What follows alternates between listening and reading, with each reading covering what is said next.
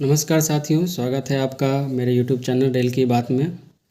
आज मैं बताऊंगा कि रेलवे ग्रुप डी 2026 में जो भी डॉक्यूमेंट वेरिफिकेशन होंगे उनमें आपको क्या क्या बातों का ध्यान रखना है।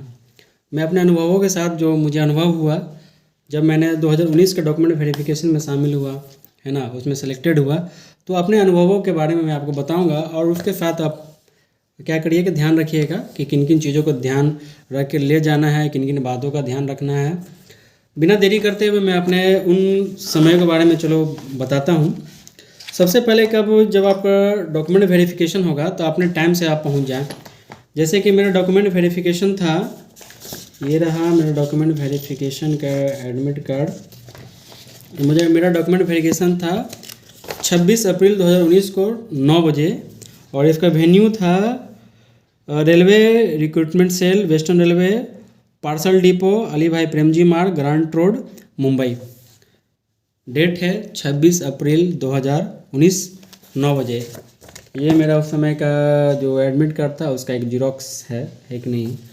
तो सबसे पहले क्या हुआ कि उन्होंने जो भी लड़के आए उनका डॉक्यूमेंट वेरिफिकेशन के लिए उन्होंने सबको एक रूम में ले जाकर बैठा लिया बजाते, जैसे आपका पीटी सीबीटी में एडमिट कार्ड जैसे चेक हुआ है उसी तरीके से चेक करके वो लोग आपको एक कमरे में बैठा दिए। कमरे में बैठा देने के बाद सबसे पहले उन्होंने एक फॉर्म दिया, ठीक है ना, खासकर जो SC ST और OBC वाले लड़के हैं उनके लिए, कि उनको अपना भरना था है कि नहीं डिक्लेरेशन, कि मैं हाँ SC से आता हूँ, ST से आता हूँ, OBC से आता हूँ। उनको डिक्लेरेशन था वो, एक समझ लो है कि नहीं, नाम, पापा का नाम है ना, और वो जो नंबर था रोल नंबर, और वो डिक्लेरेशन भर के उन्होंने जमा कर लिया। भर के जमा करने के बाद आगे आपका प्रोसेस स्टार्ट होता है, ठीक है। उसके बाद ध्यान रखने की सबसे बड़ी बात है, जो लड़के मिस्टेक करते हैं CBT या PET के एग्ज़ाम देने के बाद वो लोग क्या करते हैं, PET मतलब फिजिकल एफिशिएंसी टेस्ट देने के बाद एडमिट कार्ड को जैसे तैसे फेंक देते हैं या फिर खो जाता है। आपको खोना नहीं, उसको साथ में रखना है। हमारे में ये था कि उन्होंने मेरा ओरिजिनल CBT का और फिजिकल एफिशिएंसी टेस्ट का दोनों का ओरिजिनल बजाते जो नोटिस निकलेगा है कि नहीं, नोटिफिकेशन जब इंस्ट्रक्शन निकलेगा आपका, जब आप DB के लिए सिलेक्टेड होंगे तो उसमें लिखा ही रहता है कि आपको लेकर आना है दोनों साथ में। तो मैं तो लेकर गया था, है ना। तो वो ले जाने के बाद वो ओरिजिनल उन्होंने जमा कर लिया। उसका जीरोक्स है मेरे पास है कि नहीं। ये वाराणसी में मेरा CBT का एग्ज़ाम हुआ था और ये बड़ोदरा गुजरात में मेरा फिजिकल एफिशिएंसी टेस्ट का हुआ था, ठीक है। तो ये जमा करने के बाद वो लोग क्या करेंगे है कि नहीं, जमा कर लिया ओरिजिनल एडमिट कार्ड जमा कर लेगा आपका। जमा करने के बाद फिर आपको एंट्री देगा आगे की ओर। जब आप आगे जाओगे तो डॉक्यूमेंट वेरिफिकेशन के लिए हम उस समय जब थे तो जो ऑफिसर लोग थे, जनरली ज़्यादातर उसमें सीनियर क्लर्क होते हैं, OS होते हैं, मतलब क्लरिकल पोस्ट वाले लोग होते हैं, ठीक है। तो वो बैठे हुए थे अंदर एक कमरे में, और उन्होंने मुझे एक लिस्ट बोला कि जाओ, लिस्ट बाहर चिपका हुआ है, उस लिस्ट के अकॉर्डिंग है ना जो भी डॉक्यूमेंट है उसको उस चीज़ के अरेंज करके लाओ। बाहर गए तो बाहर एक टेबल था, टेबल पे हर लड़के का एक फाइल बना हुआ था। और फाइल कैसा था मैं बताता हूँ। जब आपने अप्लाई किया होगा रेलवे ग्रुप डी के लिए, ये नोटिफिकेशन निकला होगा, ये रिसिप्ट है ना, जब आप अप्लाई करोगे जिसमें आप पोस्ट प्रीफ्रेंस, पैसे वैसे जो भी पेड करते हो, एड्रेस वैड्रेस जो भी पेड करते हो वो निकलता है, ठीक है। तो एक फ़ाइल बना हुआ था, जो भी डॉक्यूमेंट आप लगाए हुए होंगे सबका प्रिंट उस फाइल में पहले से अवेलेबल होगा उनके पास सारा डिटेल। तो फाइल दिया, बोला कि इस फाइल में जाओ, जो भी लिस्ट है ना डॉक्यूमेंट्स के, उसको इसमें फाइल करो। जनरली ज़्यादा लिस्ट यही था कि जो भी आपके क्वालिफिकेशन है 10th 12th ग्रेजुएशन आप लगा सकते हैं। जनरली क्या है, ग्रुप डी का है तो लोग 10th कहीं मांगेंगे। अगर आप बताओगे कि फिर मेरे 12th भी है, ग्रेजुएशन भी है, तो वो कहीं हाँ ठीक अटैच कर दो। अदरवाइज 10th तक का ही क्वालिफिकेशन था ग्रुप डी का, तो 10th तक का ही मांगते हैं, ठीक है। लिस्ट में दूसरा चीज़ क्या था कि NCL था OBC का, है ना, जो सेंट्रल लेवल पे बनता है, वो बनवाकर आप ध्यानपूर्वक, एक्चुअली क्या वो फॉर्मेट पहले ही पे देते हैं। जब आप इस टाइप का मेरा फॉर्मेट था उसमें पहले ही से वो दे रखे थे कि बनवा के इसी फॉर्मेट में लाना है, तो मैं तो उसी फॉर्मेट में बनाया था।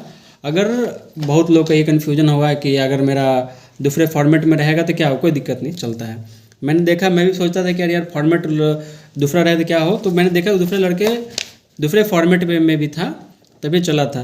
तो तुम्हारा ओबीसी लगाना है कि नहीं, सारा सिर्फ सेल्फ अटेस्टेड रहेगा, कोई दिक्कत नहीं है कि नहीं, किसी दूसरे से जाके सेल्फ अटेस्टेड नहीं करवाना, सब सेल्फ अटेस्टेड है।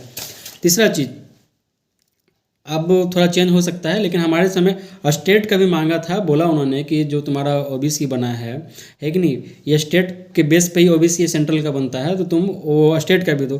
तो मैं स्टेट का भी दिया था। एक्चुअली क्या था कि मेरा मेल आया नहीं था, मुझे ध्यान था कि सेंट्रल का ही मांगते हैं, तो मैं सेंट्रल का ले गया था। फिर घर से मैं वो PDF मंगवाया, उनसे रिक्वेस्ट किया, तो उन्हें मांगे चलो PDF भेज दो, मैं कर देता। तो PDF का मैंने फ़ोटोकॉपी लगाया था। बाकी ध्यान रखना, सारे डॉक्यूमेंट वो ओरिजिनल चेक करेंगे, है ना। ऐसा नहीं कि आप फोटोकॉपी ले गए। 10th का मार्कशीट बहुत इंपॉर्टेंट है। दूसरा बात, एक चीज़ और ध्यान रखना है कि आप जब फॉर्म भरते हो, ठीक है, तो फॉर्म भरते समय इसमें आता है ऑप्शन कि भाई आप सर्टिफिकेट नंबर डालें या रोल नंबर डालें। तो 10th का सर्टिफिकेट या रोल नंबर वो मैच करेंगे बजाते। उनके पास टोटल 14-15 चेकलिस्ट होगा। उनके पास एक समझ लो तो ये प्रिंट आउट लेके बैठेंगे इस टाइप से, तो उसमें उनके पास 14-15 पॉइंट रहेंगे। उनको चेक करेंगे कि हाँ ये डॉक्यूमेंट इस आदमी के पास अवेलेबल है कि नहीं। और ज़्यादा आपको दिमाग नहीं लगाना है, ठीक है ना। आप सिंपल से क्या करो कि आप रखो अपने पास 10th का मार्कशीट, 12th ग्रेजुएशन है तो ग्रेजुएशन, ITI है तो ITI, और OBC ये सही रहना चाहिए। इसमें आपका नाम, आपका डेट ऑफ बर्थ, आपके पिताजी का नाम है कि नहीं, ये सही होना चाहिए, फिर तो आप क्वालिफाई ही हो। किसी प्रकार का नाम का एरर रहा तो आपको रिटर्न कर देंगे, फिर आपका डॉक्यूमेंट वेरिफिकेशन नहीं होगा। किसी का बाय चांस कोई डॉक्यूमेंट छूट गया है, कोई दिक्कत नहीं है, 15 दिन का आपको टाइम मिलेगा। आप घर जाओ, डॉक्यूमेंट या तो बना के लेके आओ, या फिर जो आगे घर छूट गया तो उसको आप वापस लेके आ जाओ, आपका होगा। आगे चलते हैं। एक चीज़ और ध्यान रहेगा, उस जो फाइल मिलेगा आपको, जिसका मैंने जिक्र किया कि इसमें पहले से आपके जो डॉक्यूमेंट आपने ऑनलाइन फॉर्म भरते समय अपलोड किया उसमें रहेगा, उसमें एक फॉर्म भी रहेगा। उस फॉर्म में आपको डिवीज़न सेलेक्ट करने को मिलेगा, ठीक है ना। डॉक्यूमेंट वेरिफिकेशन के समय ही डिवीज़न सिलेक्शन का मिल जाता है ना। जैसे कि हमारे वेस्टर्न रेलवे में 6 डिवीज़न है, तो रतलाम, मुंबई, भावनगर है कि नहीं, ये बड़ौदा, अहमदाबाद, ये सिलेक्शन का आपको मिल जाएगा, ठीक है। तो आप ध्यान से देख लेना। आप तो गूगल का टाइम है, आप गूगल कर लो कि कौन सा बेस्ट रहेगा। ध्यान इस बात का रखना है कि आपके घर के नज़दीक कौन सा डिवीज़न है। लड़के तो जहाँ था ऐसे सिलेक्ट कर लेते हैं, बाद में सोचते हैं ट्रांसफ़र लेते रहो, नहीं। आप ध्यान दो कि कौन सा मेरे घर के नज़दीक का डिवीज़न है, तो मैं वही सिलेक्ट करूँ। मतलब जहाँ से मुझे सुविधा हो घर आने जाने की, जल्दी थोड़ा टाइम कम लगे, है ना। कि नहीं कि लास्ट डिवीज़न आप सिलेक्ट कर लिए और दूर है घर, है कि नहीं, और आपको 6 घंटा 4 घंटा एक्स्ट्रा लग रहा है, नहीं। उसका आप है ना ध्यान से सिलेक्ट करो। फिर आपको क्या करना है ना, फाइल का सारे बेसिक डॉक्यूमेंट 10th तो बता दिया है, ठीक है। फिर आपको NCL रखना है। OBC वाले हैं, SC ST वाले तो SC ST वाला बना के जाएं, जनरल के लिए कोई दिक्कत नहीं है। आपका नेम वेरीफाई करेंगे, डेट ऑफ बर्थ वेरीफाई करेंगे, फादर नेम वेरीफाई करेंगे। कोई लोग बोलते हैं कि मेरा आधार कार्ड में एड्रेस ये है तो मेरा OBC में एड्रेस ये है, कोई दिक्कत नहीं है एड्रेस का, कोई इशू नहीं है एड्रेस का, कोई एड्रेस वेड्रेस चेक नहीं होता है, ठीक है। बस आप जिस स्टेट को आप दिखाएं हो बिहार, तो बिहार के आप ना, है ना, आप डॉक्यूमेंट लेके जाओ, है कि नहीं, कोई दिक्कत नहीं होगा। ये सारे डॉक्यूमेंट चेक कर लेंगे। चेक करने के बाद आपको बोलेंगे ठीक है आप बाहर वेट करिए, है कि नहीं, तब तक अपना फाइल रेडी करेंगे। बाहर आप वेट कर लो, 1-2 घंटे बाद एक स्टाफ आएगा, आपको नाम बुलाएगा, ठीक है। उसके साथ आप अंदर चले जाओगे। जो मैं बाहर वेट कर रहा था तो एक स्टाफ आया, है कि नहीं, तो बुलाया तो मैं अंदर चला गया, लेकिन अंदर गया तो वो क्या करेंगे, जब आपका देख लिया कि डॉक्यूमेंट वेरिफिकेशन में जो भी डॉक्यूमेंट था आप रेडी कर लिए हैं, तो एक आपको, मेरे साथ ये हुआ था कि डॉक्यूमेंट वेरिफिकेशन के जस्ट साथ ही उन्होंने मेडिकल के लिए भेज दिया था हमारे में। अभी अपडेट कुछ और है तो अलग है, लेकिन हमारे साथ यही हुआ कि डॉक्यूमेंट वेरिफिकेशन 2019 में स्टार्ट हुआ, सब कुछ ओके उन्होंने पाया। उसके बाद उन्होंने साथ ही एक उन्होंने ये, हाँ देखो ये मेरा DV का डॉक्यूमेंट वेरिफिकेशन का रिसिप्ट है। उसके नीचे उन्होंने लिख दिया है कि नहीं, जब देखा सब सही है, please issue MR for 24 rupees for medical checkup. तो एक MR बनवा दे। MR का क्या होता है, जिस तरीके से आप जाते हो रेलवे स्टेशन तो प्लेटफॉर्म टिकट लगता है ना, उस टाइप का प्लेटफॉर्म टिकट रहेगा, उसमें 24 रुपीज़ लिखा रहेगा, है कि नहीं, तो एक MR है। अभी एक्चुअली मैं फुल फॉर्म भूल रहा हूँ MR का, है कि नहीं, तो मैं कमेंट बॉक्स में डाल दूंगा एमआर का फुल फॉर्म बाद में, ठीक है। तो एमआर आपको 24 रुपये का टिकट कटेगा, आप स्टेशन पे चले जाना वहाँ पे और एक टिकट काट लेना। वो क्या है कि एक समझ लीजिए छोटा सा अमाउंट है मेडिकल चेकअप का, ठीक है। उसके बाद वो क्या करेंगे कि आपको एमआर जब आप भर के लाओगे वो टिकट, तो आपको एक दूसरे कमरे में ले जाएंगे जहाँ पे आपको क्या करेंगे 6 प्लेसेस लिस्ट, वहाँ भी लिस्ट चिपका रहेगा दूसरे कमरे में। 6 प्लेसेस का जिक्र रहेगा जहाँ पे आप अपना मेडिकल चेकअप करवा सकते हो इजी वे में, जहाँ आप जाना चाहते हो। तो मेरा था वलसाड था, बांद्रा था, लोअर परेल था। तो एक्चुअली क्या मेरे को लोअर परेल ज़्यादा नज़दीक पड़ता है कि नहीं, तो मैंने चूज़ किया लोअर परेल ही, है ना। तो मैं वहाँ चला गया। इसका मैं मेडिकल में क्या क्या होता है इसका अलग वीडियो बना दूंगा। पहले डीवी में जान लो कि डीवी में क्या क्या प्रोसेस है, ठीक है। मेडिकल मेमो बना देंगे आपको।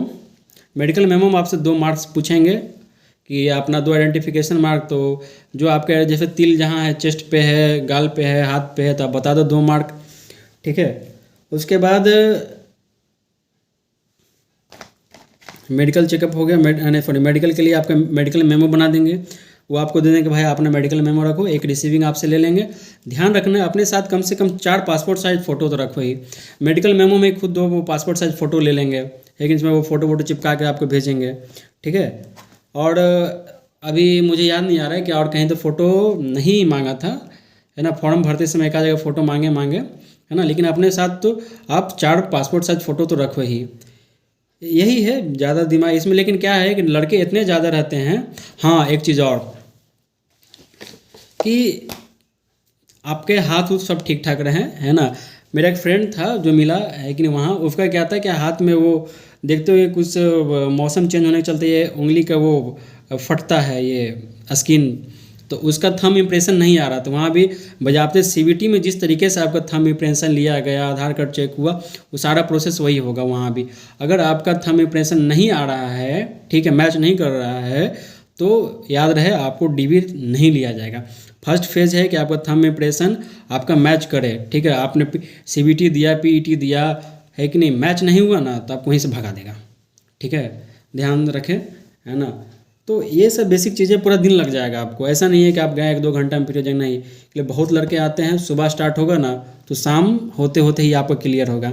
शाम क्लियर हो जाए फिर आप अपना जहाँ पे मेडिकल आपका है मेडिकल के लिए चले जाइए। इसके लिए मैं अलग वीडियो बनाऊंगी, लंबा वीडियो हो जाएगा थोड़ा। अगर फिर भी कुछ चीज़ मेरे पे छूट गया हो, कुछ आपको दिमाग में आ रहा हो, आप आए कमेंट करें, मैं सारे कमेंट को जवाब दूंगा। धन्यवाद।